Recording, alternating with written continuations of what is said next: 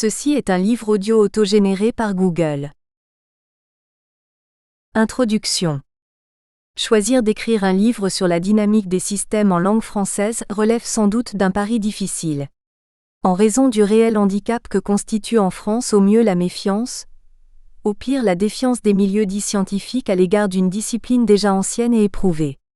J. Forrester, son inventeur, fait remonter son développement à la fin des années 1950 et son exposé théorique à l'article qu'il a publié dans la Harvard Business Review, et qui constituera le chapitre 2 de son Industrial Dynamics. Il ne s'agit donc pas d'une innovation récente et controversée par sa nouveauté. À travers le monde, de nombreux travaux de dynamique des systèmes ont été développés, y compris en Europe. Mais le passage du domaine un peu austère de l'industrie, avec Industrial Dynamics, à celui des réalités urbaines, grâce à John F. Collins, produisit selon les termes mêmes de J. Forrester et pour la première fois, des réactions fortes et émotionnelles. C'est-à-dire négatives. En effet, les réactions académiques par rapport à Urban Dynamics furent loin d'être toutes favorables. Certains considérant que les conclusions de ce travail étaient inacceptables. Celles-ci étaient, comme on le dit aujourd'hui, disruptives, les simulations effectuées venant contredire les croyances des urbanistes. Le caractère relativement contre-intuitif des résultats avancés choquait. Comme plus tard avec les travaux menés sous l'égide du Club de Rome, la méthodologie se trouve alors tout autant contestée que les conclusions tirées des travaux de simulation. Car, et je ne l'ai pas encore indiqué ici, la dynamique des systèmes est une approche qui consiste à simuler le fonctionnement dynamique, dans le temps, d'un système dont la caractéristique première est d'être complexe et doté d'un ensemble considérable de liens entre ses propres éléments et de mettre en œuvre de multiples rétroactions. La présence dans un tel système de flux et de stock, variable d'accumulation, est essentielle. Parler aujourd'hui de dynamique des systèmes suppose donc de convaincre le lecteur de ces simples évidences. Complexité, rétroaction, rôle du temps sont des éléments constitutifs des systèmes écologiques, économiques et sociaux qui nous entourent. Accepter la complexité du propos et en tirer des conséquences n'est pas facile. Loin s'en faut, pour ceux dont l'approche est largement déterminée par la quasi-certitude que l'induction statistique et la loi des grands nombres offrent les meilleures garanties de prévisibilité de l'évolution d'un système. Cette réticence résulte aussi assez directement, nous y reviendrons, de l'importance de l'économie mathématique en France. Ces raisons expliquent en partie que la dynamique des systèmes soit relativement méconnue en France, voire fortement décriée. Dans ce cas, on lui fait un procès en non-scientificité au nom de l'économétrie, et elle peine donc à pénétrer les milieux chargés de travaux d'analyse, de prévision ou de prospective et à demeurer enseignée. Une observation très partielle et qualitative me laisse à penser que la résistance de la dynamique des systèmes est plus forte dans des disciplines touchant au monde agricole, aquatique, ou dans certaines écoles d'ingénieurs. Cette situation singulière, que l'on évoquera plus loin dans cet ouvrage, tranche avec celle que l'on trouve dans d'autres pays. Mais d'autres facteurs ont joué. Au début des années 1970, on avait tendance, je pense ici aux cours que j'ai pu suivre à Paris-Dauphine, à enseigner comme faisant partie du même ensemble, la théorie générale des systèmes, la théorie des organisations, la dynamique des systèmes et un certain nombre d'approches rompant avec l'économie et la sociologie classique. Cette relative confusion, concession à l'hétérodoxie ou à la nouveauté de ces approches, a eu, je crois, comme conséquence idéologique de pousser à confondre l'ensemble des approches systémiques. En effet, si tout avait de fait tendance à s'éloigner des théories classiques de la firme et de la société, elles n'avaient en commun ni les mêmes références ni les mêmes objets. Elles proclamaient simplement leur hétérodoxie et affirmaient l'importance d'une approche systémique. L'autre élément qui a pu jouer un rôle certain fut à mon sens la publicité donnée à la dynamique des systèmes à travers le célèbre rapport du Club de Rome. Ce rapport précurseur du pessimisme relatif à la durabilité du modèle de croissance a été en son temps vivement contesté, aussi bien par les économistes libéraux comme Friedrich Hayek et par les économistes marxistes. Pour simplifier, l'opposition des économètres et des productivistes, voire des tiers-mondistes, a pu sérieusement entamer la réputation de la dynamique des systèmes. Mais l'importance du phénomène est, en France, relativement singulière, alors que la dynamique des systèmes semblait devoir y prospérer. Ainsi, la première conférence internationale de dynamique des systèmes s'est-elle tenue à Toulouse en 1975 à l'initiative de Jean Lebel, et plusieurs autres conférences se sont tenues en France les années suivantes. Il s'agit donc, historiquement, d'un véritable reflux. Selon Michel Karski, les raisons en seraient que, outre le refus d'accepter la complexité se heurtant sans doute à une approche statistique simplificatrice, les utilisateurs potentiels souhaitent des résultats et non jouer avec des modèles et tester des hypothèses. L'argument est juste, j'ai pu le vérifier lors des travaux de prévisionnistes que j'ai pu mener, et a fortiori lorsqu'il s'agit de discuter avec un commanditaire d'un travail de simulation. On attend de l'expert qu'il réduise des incertitudes, non qu'il propose aux décideurs de comprendre le fonctionnement d'un système complexe et de jouer avec une maquette du système simulé. Or, une partie importante de l'approche de Jay Forrester repose sur cette idée que l'on apprend beaucoup par la simulation, que celle-ci permet d'accéder à la compréhension des comportements globaux d'un système, par l'entremise de la perception de sa structure. La crise aussi aurait joué en France un rôle particulier. Pour simplifier, de manière paradoxale, le succès des méthodes de simulation coïnciderait avec une période de prospérité et de croissance, les entreprises acceptant plus facilement à se projeter vers l'avenir dans un tel contexte que dans une situation marquée par la crise. Nous avons pu constater qu'après le premier et plus probablement ou nettement le second choc pétrolier, notre pays a manifesté un reflux d'intérêt très manifeste pour la dynamique des systèmes, en particulier dans les domaines relevant de l'économie et toujours paradoxalement du développement durable. Michel Karski soulignait déjà le phénomène comme visible au tout début des années 1980. Michel Karski évoque de son côté la difficulté de compréhension d'une méthode qui repose en fait sur un axiome constructiviste. Comme nous le faisions remarquer dans un rapport, la méthode suppose que l'intelligence organise le monde en s'organisant elle-même. La simulation est ainsi avant tout un outil de connaissance ou de compréhension et de réflexion, et non un outil de prévision. On simule pour apprendre, mais aussi remettre en cause ses représentations. Halte à la croissance, provoque le rejet de la méthode alors qu'il aurait dû provoquer le débat, le nourrir et tendre à améliorer le modèle, c'est-à-dire à modifier certaines représentations du monde. Au fond, le problème n'est pas tant dans la façon de considérer le monde, mais dans la prétention de tenir la simulation pour scientifiquement utile à la compréhension du monde. C'est sans doute cette idée même qui n'est pas ou peu admise en France. Du coup, l'expérience française en la matière est faible et les enseignements prodigués dans les universités et les écoles demeurent rares. Ce petit livre vise donc à tenter de combler ce qui constitue bien un handicap. Il s'agit en effet de mieux éclairer ce qui est un cheminement intellectuel, et d'exposer une approche qui, loin de se réfugier derrière un appareil mathématique facilitateur, repose sur une perception des réalités socio-économiques largement hétérodoxe. Pour atteindre cet objectif, le propos est organisé en deux grandes parties. La première a une vocation épistémologique. Elle vise à s'interroger sur les chemins menant au systémier, puis à explorer la question des théories disciplinaires. Enfin, cette partie aborde la question de la complexité et de la notion d'anticipation. La seconde partie explore dès lors la méthodologie de modélisation en dynamique des systèmes. Les chemins qui mènent au systémisme. Comment en arrive-t-on au systémisme ? L'analyse qui suit n'est probablement pas partagée par tous les praticiens de la dynamique des systèmes, ni tous les tenants de l'analyse des systèmes ou systémiques. La littérature sur la systémique et ses tenants est nombreuse. Il ne s'agit pas ici ni de la décrire ou la paraphraser, mais de proposer une approche exposant ce qui m'apparaît comme de bonnes raisons de construire une telle approche du monde.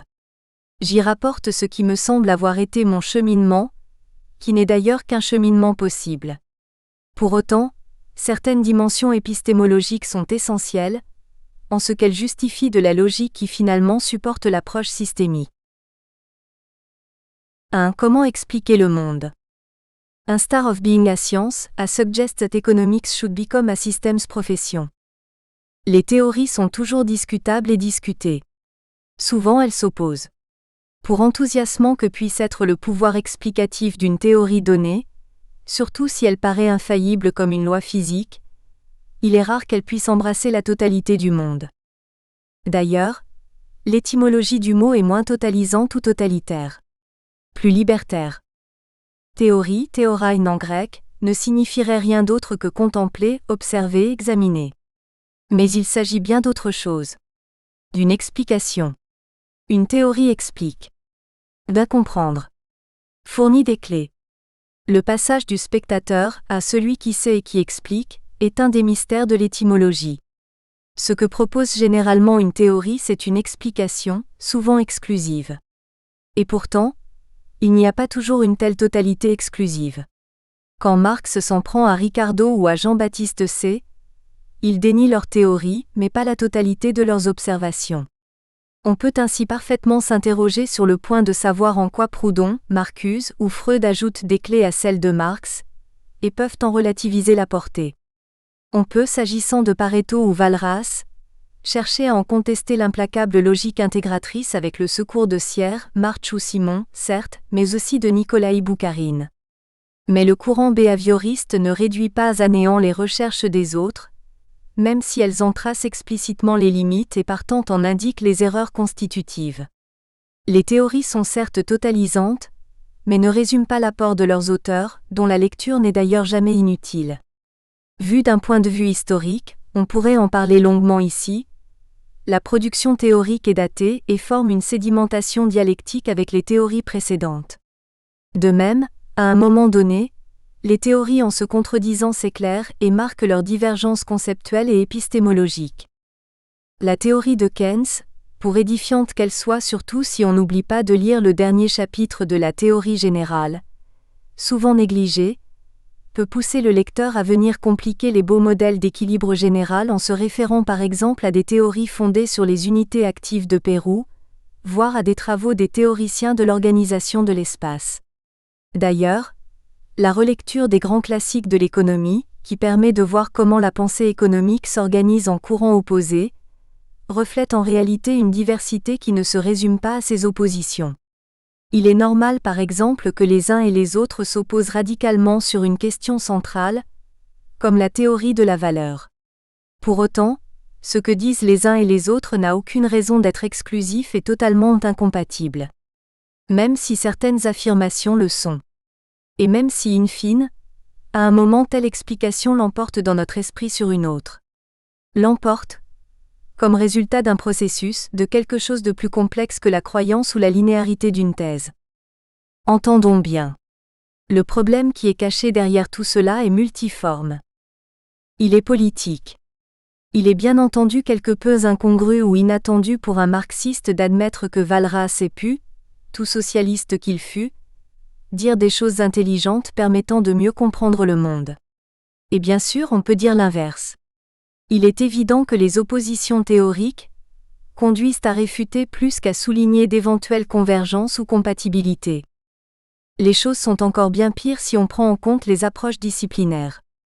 Tout mélanger, ou mélanger de tout un peu, a le don de vous rendre inaudible.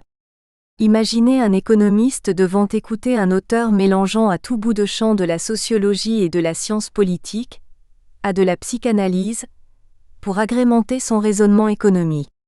Si au surplus il ne revendique pas clairement le courant auquel il se rattache, malheur à lui, sauf à être capable de créer ou d'incarner un courant. Je suis persuadé que l'innovation est partiellement inaudible, jusqu'à devenir académiquement fréquentable. Au fond, on ne vous comprend guère jusqu'au moment où vous êtes à la mode. Certains ne le seront jamais de leur vivant. L'enrichissement des théories par la pluridisciplinarité est ainsi, et probablement plus dans certains pays que d'autres, un processus difficile. De même, accepter la multirationalité se heurte à un obstacle intellectuel. Je suis persuadé que la majorité de nos congénères, y compris les chercheurs, n'aiment guère avoir à composer avec la multirationalité et avec une multiplicité de facteurs explicatifs. Je soupçonne le genre humain d'aimer avoir je dis bien une réponse aux questions qu'il se pose. Mieux vaut une trajectoire prévisible, une causalité, un sens, une évolution qu'un exposé décrivant la complexité et le désordre. Nous n'aimons pas qu'on nous réponde « ça dépend ». Admettre que l'avenir ne dépend pas d'une hypothèse, d'une décision, d'un acte, d'une causalité est quelque chose de déstabilisant.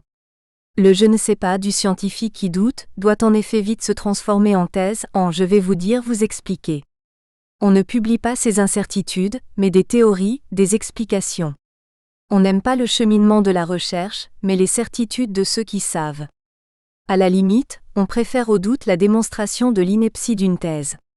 Il faut en effet adhérer au modèle hypothético-déductif. On peut même parler à ce niveau de représentation du monde, de la société, de son fonctionnement. Un modèle hiérarchique, linéaire, autoritaire est fondé sur une chaîne de commandement stricte. La décision se propage linéairement du haut vers le bas. L'information, les ordres, les comptes rendus suivent le même chemin entre le haut et le bas et le haut.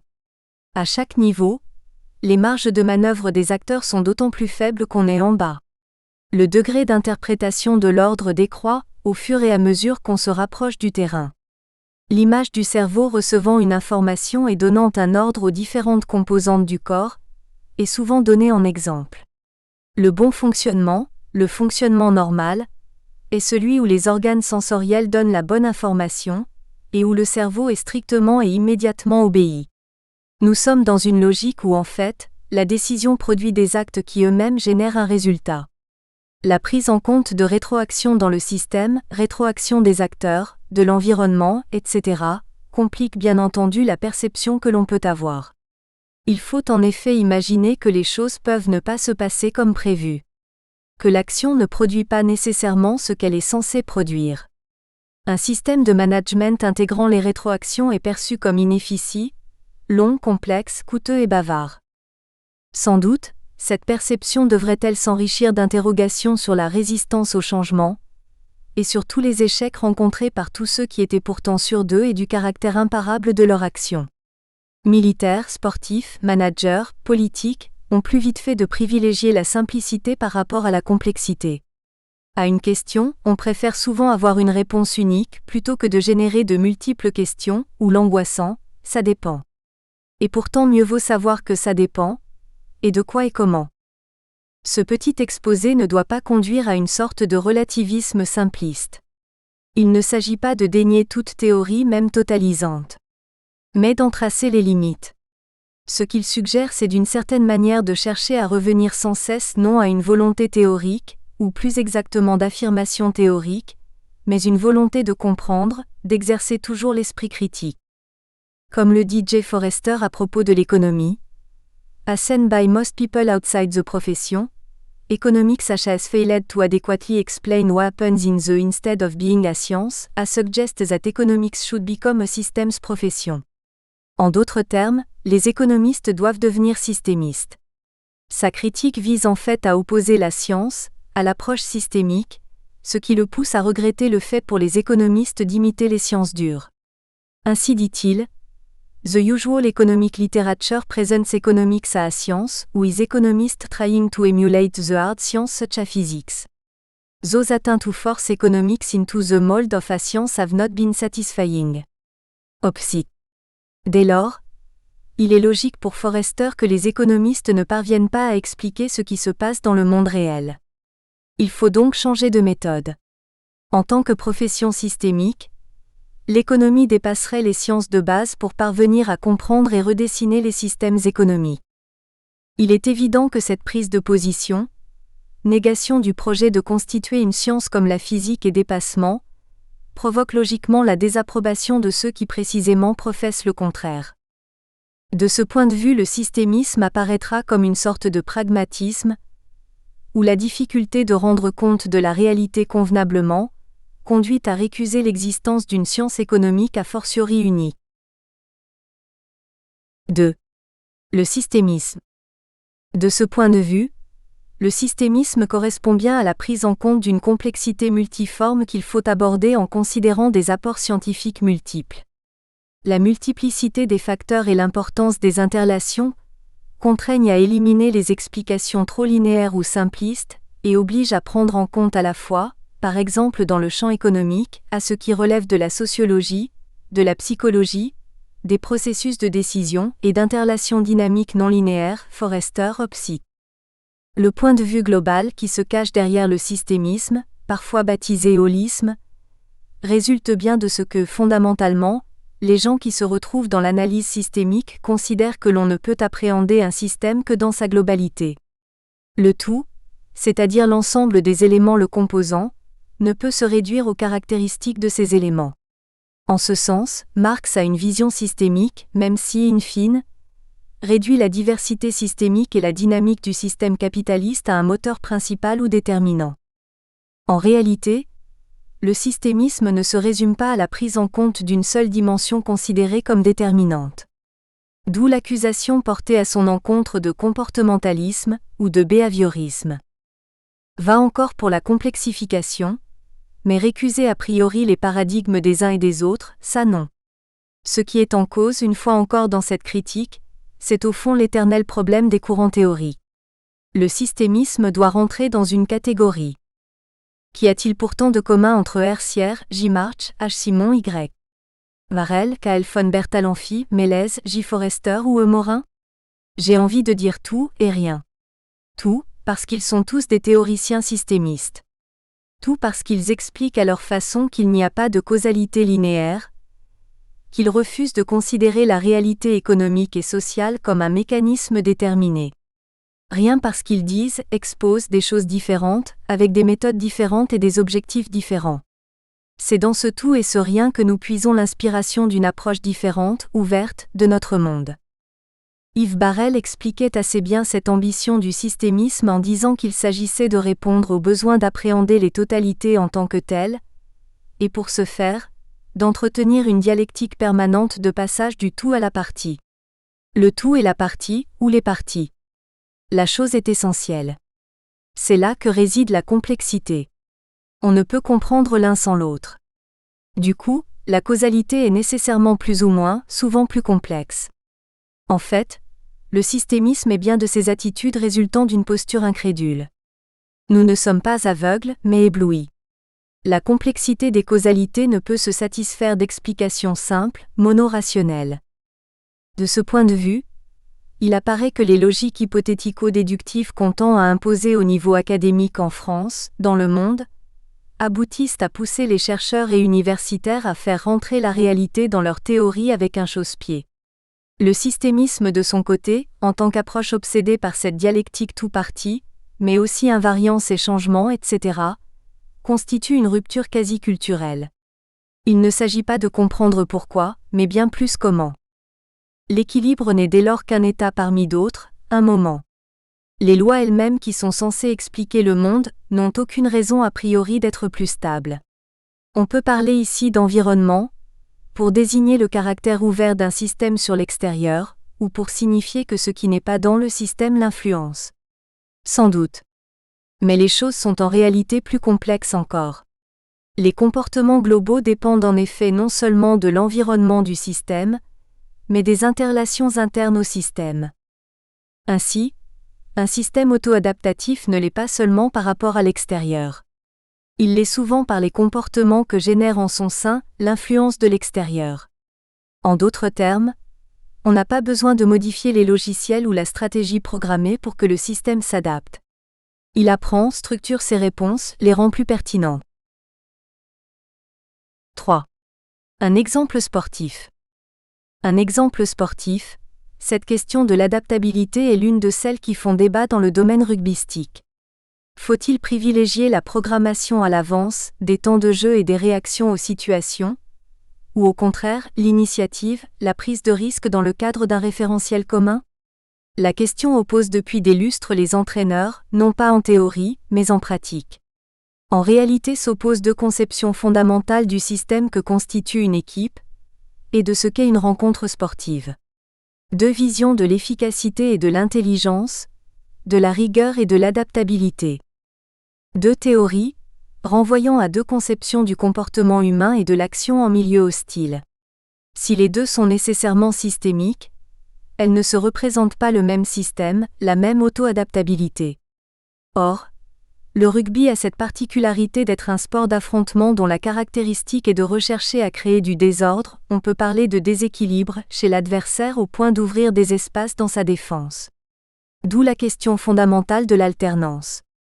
On crée du désordre en alternant des mouvements contraires. Reste à savoir si le désordre se crée plus facilement par des plans préétablis que par l'intelligence situationnelle. On sent bien qu'il n'y a pas une, mais des réponses. Et on imagine assez bien des simulations étayant les thèses en présence. Mais cette digression n'a d'autre but que de montrer la relativité des lois de comportement. Relativité aux aléas. On peut manquer une passe ou un coup de pied, un plaquage, etc. Mais aussi relativité des perceptions, relativité de la justesse des choix, relativité liée aux capacités d'anticipation des acteurs, etc. L'exemple du jeu montre à mon sens parfaitement les vertus du systémisme. En effet, en dernier ressort, ce devrait être le meilleur qui gagne. En théorie oui, peut-être, mais pas en pratique.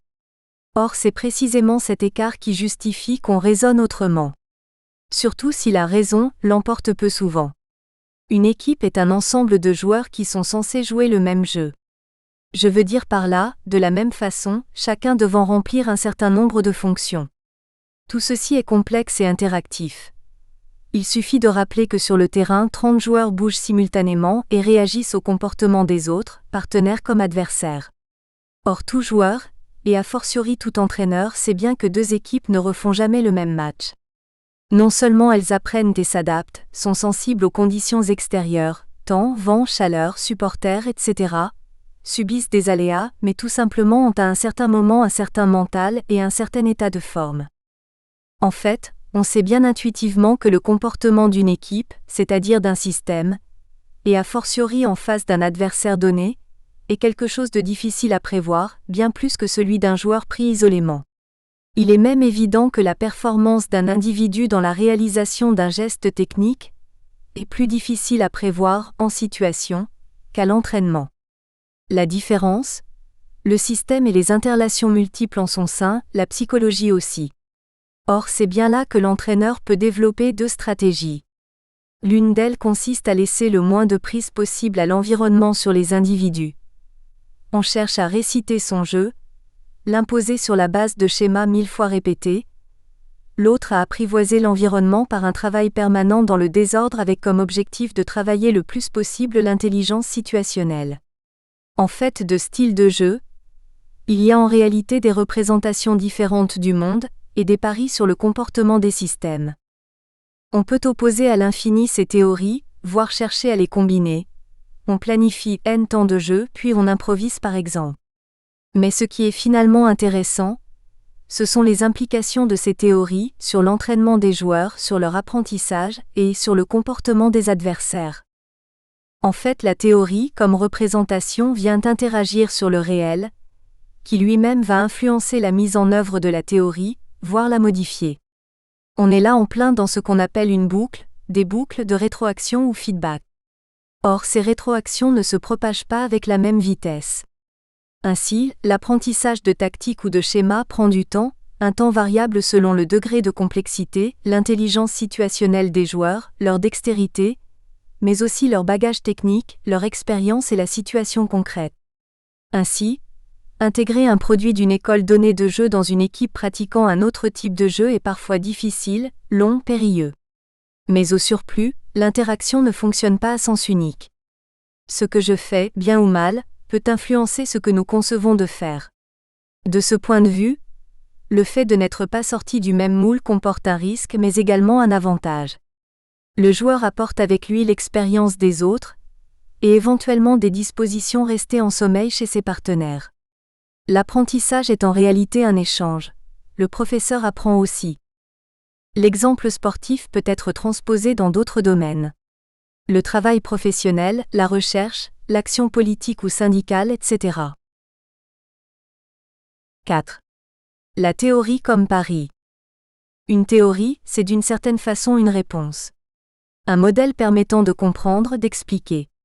Ainsi, quand il présente son ouvrage « Recherche sur la nature et les causes de la richesse des nations », Adam Smith expose-t-il que le propos du livre 1 est d'expliquer les causes qui perfectionnent le pouvoir productif du travail, tandis que son livre 2 étudie la nature du capital et la manière dont il s'accumule. On le comprend bien intuitivement, observant une causalité, la productivité dépend de l'accumulation de capital. Smith en conclut qu'il faut comprendre la dynamique de ce qu'on appelle aujourd'hui l'investissement. Il préfigure là un modèle, ou si l'on préfère une théorie de la croissance économique. Nous espérons que vous avez apprécié cet aperçu. Pour continuer à écouter ce livre audio sur Google Play Livres, utilisez le lien dans la description de la vidéo.